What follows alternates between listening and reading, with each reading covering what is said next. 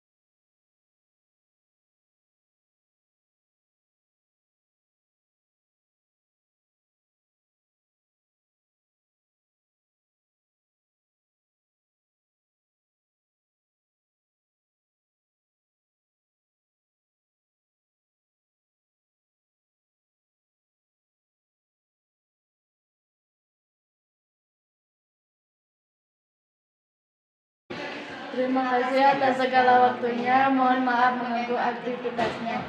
Assalamualaikum warahmatullahi wabarakatuh. Waalaikumsalam warahmatullahi wabarakatuh. Assalamualaikum warahmatullahi wabarakatuh. Waalaikumsalam. Maaf mengganggu aktivitasnya. Saya di sini akan mewawancarai Bapak tentang kurikulum. Yang pertama, faktor apa yang mempengaruhi perkembangan kurikulum di SNM 4 Garut? Perkembangan zaman kita makin sini makin berkembang, maka harus mengikuti arusnya. Misalnya dalam bidang IT atau teknologi, sebab dengan adanya perkembangan menggunakan IT, segala sesuatunya itu akan lebih mudah. Tetapi dampaknya ada dua, dampak positif atau dampak negatif.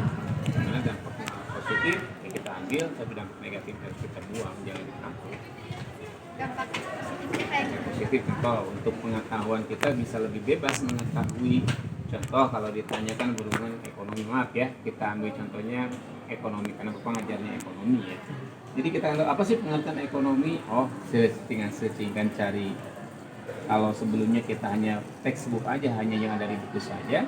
Sekarang kita search pendapat mengenai pengertian ekonomi itu ternyata ada beberapa ahli ya yang dikatakan dengan ekonomi itu atau positif. Negatifnya penggunaan daripada alat komunikasinya kadang-kala kalau tanpa bimbingan guru mungkin bisa ke arah yang negatif ya, hal-hal yang tidak pantas ya bisa dilakukan oleh siswa. Maka tetap harus ada bimbingan dari guru yang bersangkutan, tetap harus dipantau gitu. Mengapa sebuah kurikulum harus mengalami perubahan bahkan perkembangan? Karena kalau kurikulum itu tetap, kapan kita maju? Ya, maka ada perubahan ke arah yang lebih baik ya. Perubahan itu harus ke arah yang lebih baik, bukan perubahan ke arah yang tidak baik. Arah yang lebih baik perubahannya. Oke. Oke. Berapa kali perubahan kurikulum yang pernah berlaku di SMA ini? Sama, hampir semua sekolah sama perubahan kurikulumnya. Karena apa? Keputusannya, kebijakannya itu kan ada dari pemerintah, dari mulai kurikulum 94 itu sama semuanya. Tapi untuk kurikulum merdeka itu bertahap. Ada yang menggunakan kurikulum merdeka secara full, kurikulum merdeka ada juga yang tidak full secara sekaligus bertahap, tergantung jenjang apa sekolahnya masing-masing ya. Gitu. Apa yang akan terjadi apabila kurikulum tidak berubah atau tidak mengalami perkembangan? Kalau kurikulum itu tidak ada perubahan atau perkembangan, ya akan tertinggal. Tertinggal dari siapa? Tertinggal dari sekolah yang lain. Ya, sekolah lain menggunakan kurikulum merdeka, kita tidak menggunakan kurikulum merdeka, itu akan berbeda. Sebab apa? Contoh untuk kelas 10 ya. Kelas 10 itu kan ada yang dikatakan dengan P5 ya. Sementara kelas 12, kelas 13 tidak ada P5. Enak kan dengan P5? Kita bisa bagaimana yang dikatakan dengan bikin kompos itu, bagaimana yang dikatakan dengan biogas itu betul-betul bisa dipraktekkan, bisa dilihat. Ya, gitu. Lagi. Bagaimana peran guru di SMA 4 Garut dalam pengembangan kurikulum di sekolah? Peranannya sangat luar biasa. Kenapa? Karena luar biasa. Guru-guru SMA 4 Garut mencari informasi dari berbagai segala bidang. Dari IT-nya, teknologi, menggunakan internet dan sebagainya. Dari guru-guru yang lain. Malah di SMA 4 Garut kan sekarang guru penggeraknya banyak. Ya. Kemudian dari sektor pendidikannya ya semuanya, hampir semuanya itu jenjangnya sudah S1 semua. Gitu. Siapa saja yang terlibat dalam proses pembangunan kurikulum? Pengembangan kurikulum ya semua dalam arti di sini yang pasti dimotori oleh Bapak Kepala Sekolah, kemudian dibantu oleh bagian kurikulum dan Bapak Ibu guru secara keseluruhan. Itu bekerja sama satu dengan yang lainnya. Sebab apa? Sebagus apapun pimpinan, sebagus apapun program, tanpa diimbangi dengan kerjasama dengan berbagai pihak itu tidak akan berhasil. Kurikulum apa yang sekarang sedang diterapkan di SMA? Kurikulum merdeka.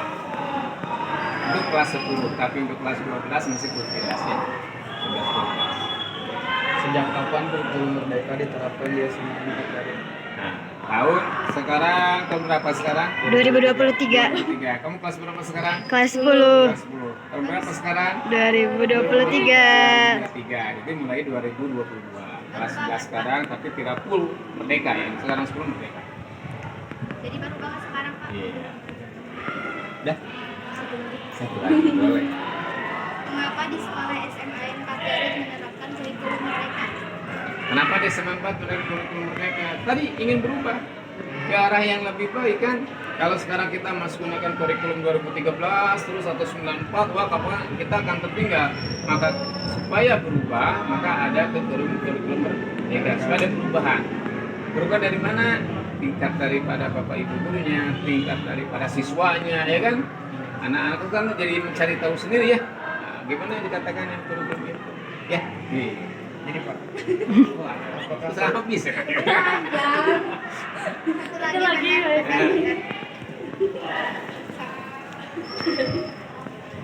Apakah kurikulum merdeka membuat siswa-siswi SMA 4 Garut menjadi semangat belajar? Kalau dilihat atau dipantau oleh Bapak, itu ada semangat. Lebih semangat belajar. Kenapa? Kan bisa praktek langsung. Tadi Bapak bilang, yang sebelumnya anak biogas saya gini, teorinya ya. Tanpa ada praktek, kan sekarang dipraktekkan. Bagaimana yang dikatakan dengan biogas itu sampai hasilnya, gasnya itu benar keluar. Bisa digunakan untuk masak. Bagaimana sekarang bikin pupuk kompos itu. Sampai pupuk itu benar-benar bisa digunakan. Enak kan? Daripada teori aja. Kalau teori terus kan bingung, pelaksanaannya kapan, apakah benar atau kadang-kala apa? Antara teori dan praktek itu berbeda. Tapi kalau sekarang teorinya jalan, prakteknya oh ternyata benar nih. Biogas itu seperti gini, gitu ya. Baik, terima kasih atas segala waktunya. Mohon maaf mengganggu kegiatannya. sekian dari kami. Salam. Assalamualaikum warahmatullahi wabarakatuh. Waalaikumsalam warahmatullahi wabarakatuh. Faktor apa yang mempengaruhi perkembangan kurikulum SMA 4 Garut? Sebelumnya Bapak ucapkan terima kasih kepada kelompok ini yang telah mempercayakan Bapak untuk menjadi narasumber mengenai perkembangan kurikulum. Jadi banyak faktor sebetulnya yang menyebabkan adanya perubahan atau perkembangan kurikulum. Di antaranya yaitu perkembangan zaman dan tuntutan zaman. Jadi tuntutan zaman dari ke zaman itu berbeda-beda. Pada saat Bapak SMA, Bapak tidak mengerti apa yang dinamakan dengan TikTok, Instagram, dan aplikasi-aplikasi yang menggunakan algoritma serta pemahaman tingkat tinggi. Namun pada saat ini seperti kalian, kan kalian sudah mengenal adanya algoritma pada Instagram, TikTok, lalu dan lain sebagainya. Maka itu harus merubah tata cara belajar kalian. Maka lahirlah perubahan kurikulum menyesuaikan dengan tuntutan zaman dan perkembangan zaman. Mengapa sebuah kurikulum harus mengalami perubahan bahkan perkembangan? Ya, yang tadi saya sampaikan begitu ya. Jadi kebutuhan tiap generasi itu berbeda-beda. Tadi Bapak misalkan generasi Bapak butuhnya A, generasi kalian yang disebut milenial bahkan generasi Z ya sekarang ya. Berbeda kebutuhannya. Bapak cukup dengan menonton TV saja merasa puas. Tapi kan kalian tontonannya bukan TV lagi tapi YouTube, internet yang diaplikasikan lewat Instagram, TikTok. Kalian mah tidak merasa bersalah ketika tidak menonton TV, kan tidak apa-apa tidak menonton TV, tapi ketika tidak bisa menonton sosial media kan merasa galau begitu. Kalau angkatan Bapak mah menonton TV saja sudah cukup. Nah itulah yang menyebabkan kurikulum atau tata cara kalian itu berbeda-beda. Tiap zaman pasti beda kebutuhan, tiap zaman pasti beda tren. Maka itu kurikulum pun harus berubah dan berkembang. Berapa kali Oke, kalau berbicara kurikulum yang pernah berlaku di SMA Negeri 4 Garut rasanya sudah banyak. Tapi ketika Bapak mulai mengabdikan diri di SMA Negeri 4 Garut, paling tidak ada KTSP, ada kurikulum tingkat satuan pendidikan yang KTSP, lalu kurikulum 2013 atau Kurkilas, lalu ada juga kurikulum merdeka. Jadi selama Bapak di sini 14 tahun sudah ada 3 kurikulum. Apa yang akan terjadi apabila kurikulum tidak berubah dan tidak mengalami perkembangan? Bagus. Jadi ketika kurikulum tidak mengalami perubahan dan perkembangan, sama halnya ketika orang tua kalian mengajar kalian dengan cara mereka ketika waktu kecil. Kalian nyaman tidak ketika kalian diperlakukan atau dididik oleh orang tua kalian selayaknya orang tua kalian dididik oleh ayah dan ibu orang tua kalian. Jadi ketika generasi berubah, maka tata cara pembelajaran pun berubah. Ketika itu tidak dirubah, maka akan ada ketidaksesuaian cara belajar yang menyebabkan kalian merasa ini mah bukan cara belajar kami, ini mah cara belajar yang kuno. Maka kurikulum apabila tidak dirubah, maka tidak akan memenuhi kebutuhan masa kini dan tidak akan menjawab tuntutan zaman. Siapa saja yang terlibat dalam proses pengembangan kurikulum? Pada prinsipnya dalam proses pengembangan kurikulum, seluruh stakeholder, seluruh pihak berkepentingan atau memiliki peran masing-masing.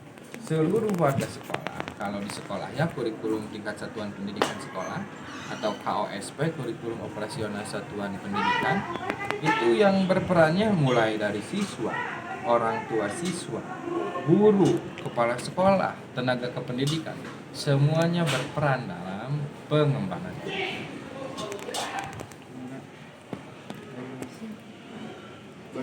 Bagaimana peran guru di SMA 4 Garut dalam pengembangan kurikulum sekolah?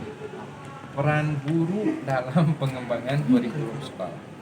Ya, pada prinsipnya guru merupakan ujung tombak pendidikan. Maka dari itu, peran guru sangat penting dalam implementasi kurikulum Merdeka saat ini.